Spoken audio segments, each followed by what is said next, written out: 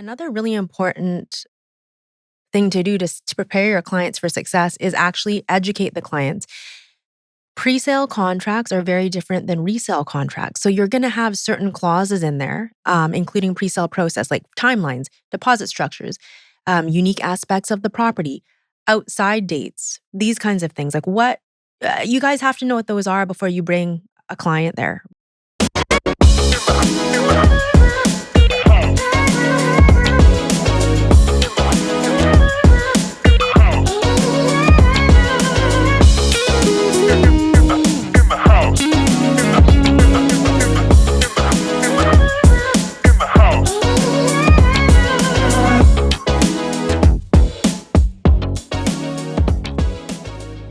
Hello, everyone. Welcome back to In the House podcast. I'm Toni Singh. And I'm Jenny Woon. And today we have a special presentation for you. Our topic is Presentation Center Etiquette, Building Relationships with Salespeople at Presentation Centers.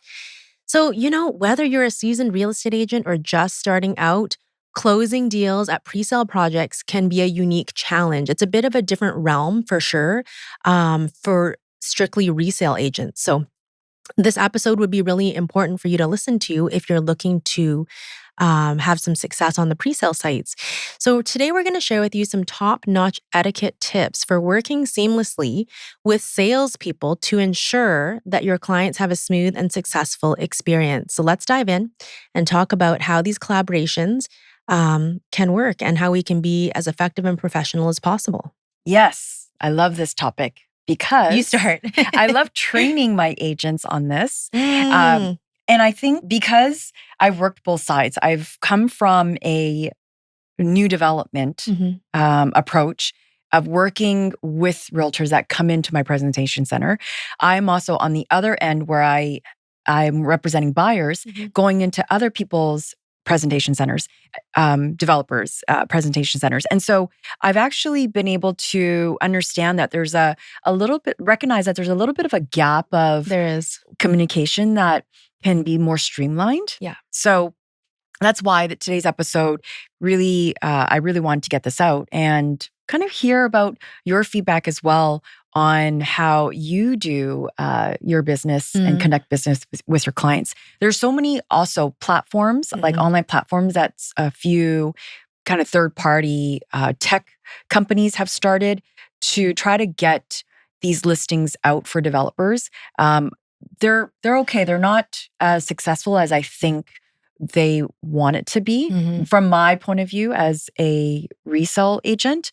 And what I mean by that is if there's any projects that have remaining product, they end up on this third-party website because it's almost like a platform where they're trying to market to international buyers if this developer is having issues. But I think it's kind of hard to now properly, I guess, advertise inventory and whether it's going to connect with maybe the developer's platforms or the platform that they're already using. For sure. If that makes sense. Did I make sense? I think it makes sense. Okay. Hopefully you guys think it makes sense. So first of all, communicating clearly and frequently and promptly. Okay. So what I mean by that is when you are a resale agent talking to I'm going to call them a salesperson. Yeah, let's do that. So that there's distinction.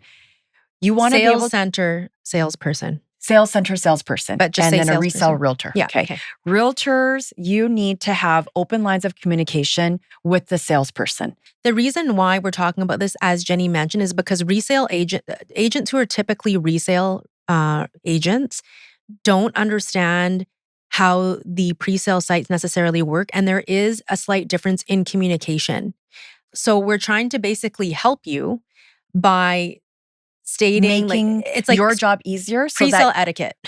So that your job is easier, that you can close your client more, convert them more, and just be more efficient. So what that looks like as a resale realtor is letting that salesperson know when you're arriving, how many clients you are planning to meet, at what times, what their preferences is. So as a salesperson's point of view, when I'm trying to help you, the resale realtor, we will give you exactly what you need so that your communication with the client when they arrive into the sales center is very, very clear and exactly what they want to purchase. For example, if Jenny is the salesperson on a pre-sale site and I'm the resale realtor, this is just common sense too. I'd call you up, say, "Hey Jenny, I'm planning on coming by the sales center on Thursday at 2. I'm bringing 3 sets of clients with me back to back.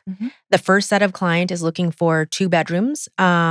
They are really wanting the view units. They will not consider the units on the other side because I would have actually looked at the floor plans ahead of time, guys.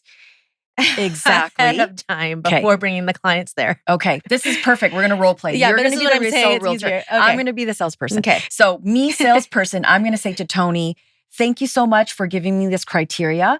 This is the selection that's available to your clients. And if none of them meets your clients' needs, then we need to look at other options for them.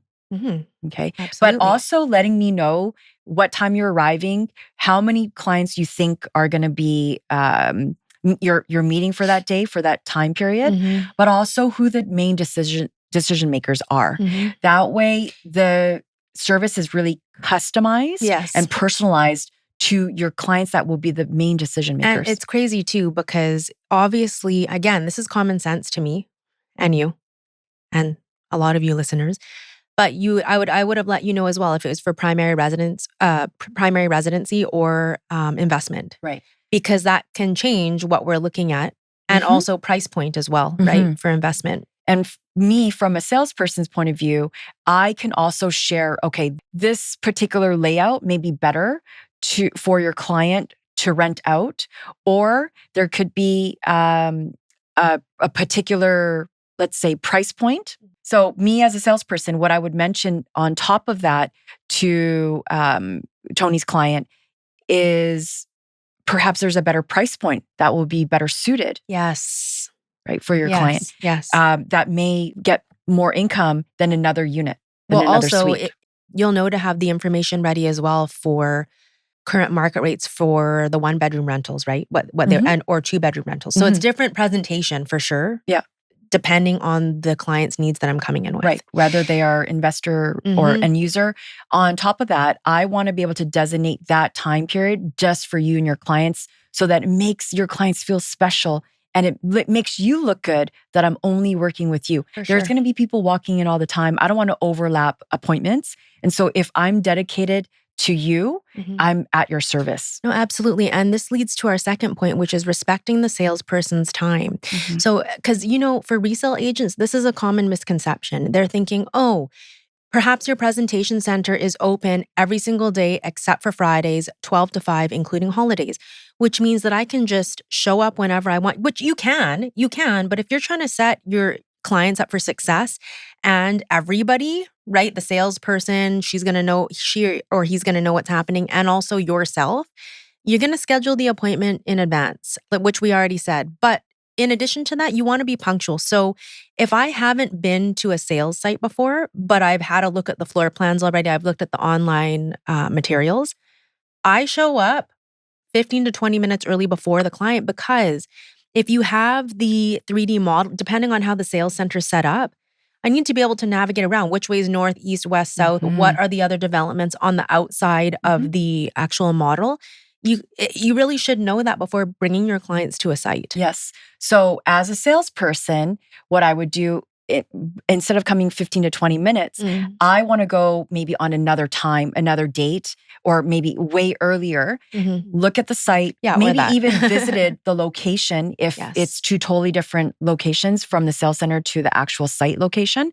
Visit the site so that I understand the directions and the bearings of the property, where the busy streets are, where the quieter streets are.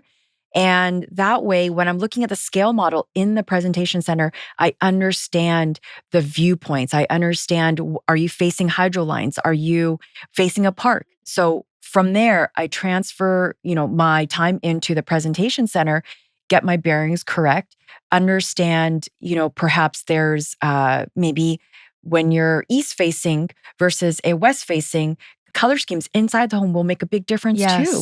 For sure. So I want to be fully prepared, understanding the materials that they get to choose, understanding what are the certain features that make this property different from another competitive property. Very important.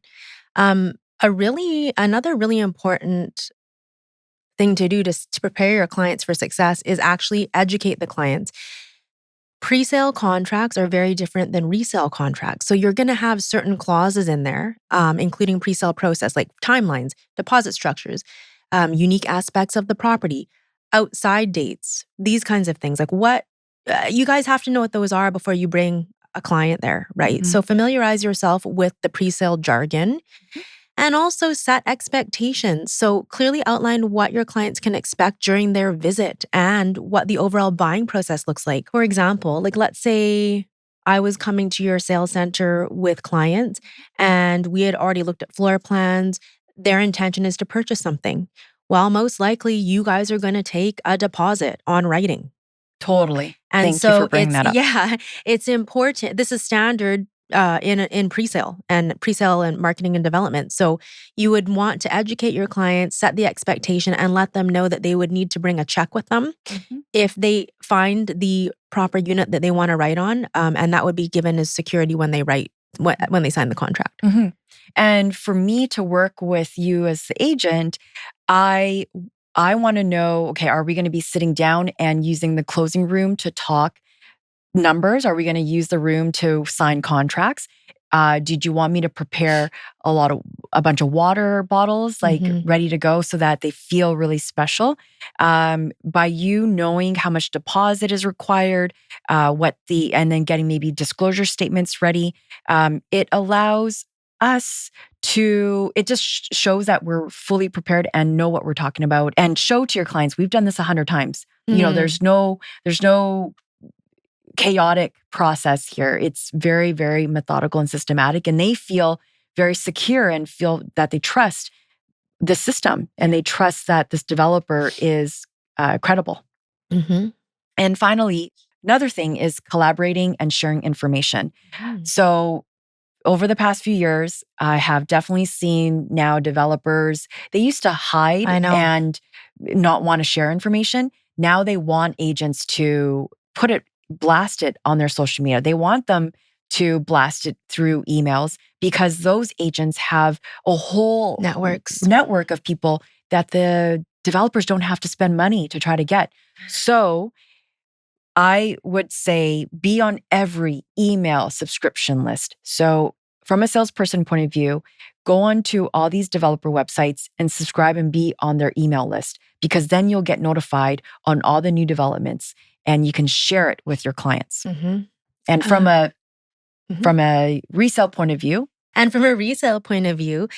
we definitely want to, without breaching confidence and agency, but you want to provide the salesperson with detailed information about your client's preferences and priorities. And again, you can do this in a way where you're not breaching agency. It's actually to help facilitate the process for, like, is there a great floor plan in this development that completely works for my client's expectations? So that really will set everyone up for success. And it enables the salesperson to tailor their presentation and focus to specific parts of the project. So for example, what happens if the client really loves the outdoors? They like to mountain bike. Oh, there's a wonderful bike storage room. Like those are important things to let the client know about, right? Is it going to work with their lifestyle? Yeah, absolutely. And I also feel like when I am part of the sales group, the sales team, I'm going to tell you when someone is considering putting an offer on a place that your client is also considering. So we obviously don't want to double sell the home. So constantly being in touch with the salesperson on the floor of, oh, hey, by the way, my client is really considering number 410. And if you have any clients if you have other buyers are thinking of putting an offer, please let me know right away, because I really want to create that sense of urgency for my client to also secure that home before anyone else does.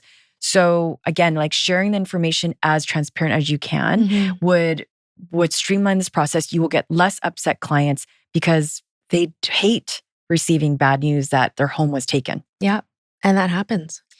Yes. And finally, professional conduct. Okay. It goes without saying that we have a code of ethics.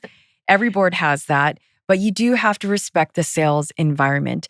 And from a sales point of view, every day we're chopping pillows and we are, making sure the show home looks perfect. We're maintaining a professional demeanor throughout the visit, throughout every display station. And I would also say, learn how to use the TV screens and the touch screens prior to you demonstrating to your client. Mhm. For sure. And I would say on the resale side, so guys, when you're communicating with the salespeople on site, I just think it's important to establish trust. So, for example, I recently brought clients to a site in Coquitlam, and the salesperson had followed up with me, like very clearly from the appointment. We had chosen two of the floor plans that could work, and the clients needed time to talk about it. But she called me afterwards for follow up. Give the salespeople the follow-up information and basically let them know where your clients are at, because it does help the salespeople as well. And it helps establish rapport for if you even have any other clients that are wanting to purchase at the pre-sale. The lady who I spoke with, she was so thankful that I called her back, which is a professional, common courtesy. If someone calls you and they ask for feedback, you might be busy, but call them back when you can. Because she had actually said to me, she said, that other agent never called me back. It's rude. Just call the people back. If it's a no and your clients are not going to be writing on anything, let them know. It's just a no. Thank you. Yeah. Yeah. A little bonus. Okay. A little bonus here. Salespeople love donuts and bubble tea Yes, and coffee and tea. So, as a resale agent, even if you don't have a client, go visit the presentation center. Drop off little gift cards, drop off little They'll donuts. remember you. They will remember you. I have gotten so many listings because those salespeople, they don't necessarily have the opportunity or time or capacity, or maybe they're not even allowed to list resale properties. Correct. And also there's a lot of buyers that walk in with no agents. Yeah. Okay. So if that buyer wants to work with an agent, you're going to be top of mind. So visit the presentation centers, make friends, make connections with the salespeople, because it's gonna go long in the long run. They may send you leads, new listings. They're going to give you priority on VIP on selection forms.